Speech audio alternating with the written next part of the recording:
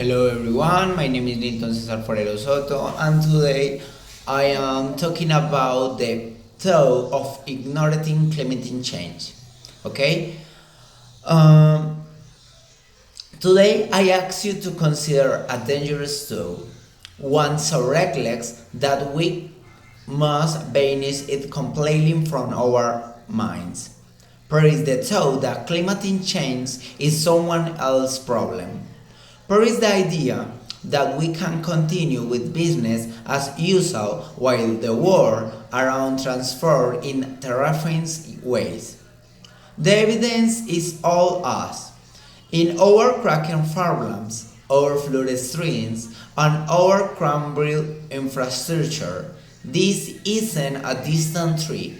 This is our reality here in Valle del Cauca, and if we ignore it any longer, we do so at our own peril. First, the disappear rhythm of our season. There was time when our grandparents could predict the rains and the dry spells with near perfect accuracy. The farmers of Palmira, Tuluá, and Buga plant their crops according to a reliable calendar, planting. When the first rains came, harvesting under the steady sun. But now the season have become an unpredictable as a roll of the dice.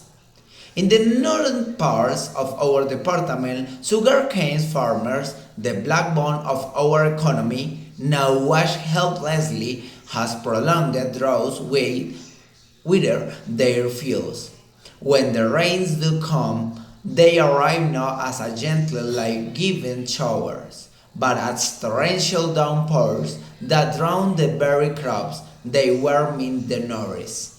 Cali, our vibrant capital, once enjoying a stable tropical climate, now its trees flood with alarming frequency, turning neighborhoods into rivers and paralyzing commerce.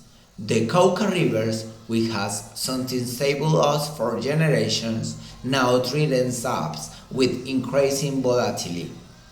It was rising unpredictable and shallowing entire communities.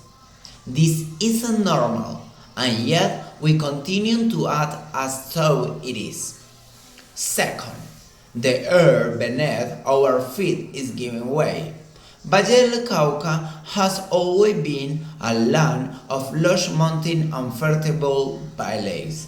But now those buried mountains are crumbled, landslides, once occasional tragedies are become as frequent as they are deadly.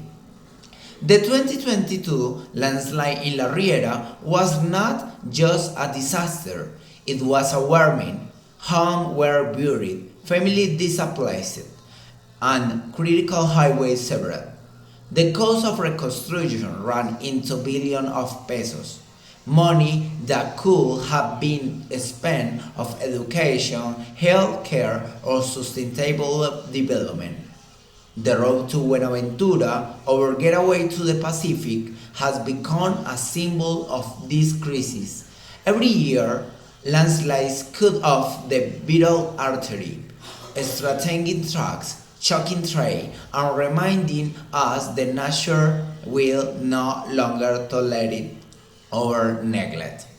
We cannot keep rebuilding the same fragile rocks on bridge only to see them destroyed again. The definition of insanity is doing the same thing and expecting different results.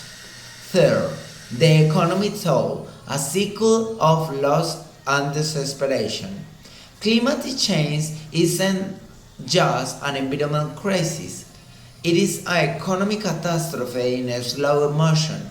Every flood, every drought, every landslide steals from our future. Our agricultural sector, with 6 million and drives economy, is under siege. Coffee growers in the highlands, rice farmers in Jamundí, and dairy producers in Caicedonia are struggling to adapt to a climate that no longer follows the rules. The cost of infrastructure damage is staggering. When a bridge collapses in Dagua or a highway fails in Cartago, the bills falls on taxpayers' money that could have been invested in innovation, job creation, or climate resilience. We are trapped in a cycle of reaction, no prevention, and with each passing years, the price of inaction grows higher. Fourth, the path forward, resilience, innovation, and collective action. The challenges are immense, but they are not insurmountable. If we act now with courage and determination, we can still secure a future for Valle del Cauca that is a prosperous and is sustainable. We must remanage our agriculture. We must rebuild with foresight. We must hold polluters accountable. And most importantly, we must demand action for our leaders. For example, our government, Dilian Francisca Toro. My friends, the Valle del Cauca we know and love, it is a crossroads. We can continue down the path and the Nile, watching as our land fractures and our economy bleeds, or we can rise to meet this challenge with the same resilience that has defined our people for generations. Perish the thought that we are powerless. Perish the idea that the crisis will solve itself. And perish the notion that tomorrow's solutions can wait for another day. The time to act is now for our children, for our land, for our future.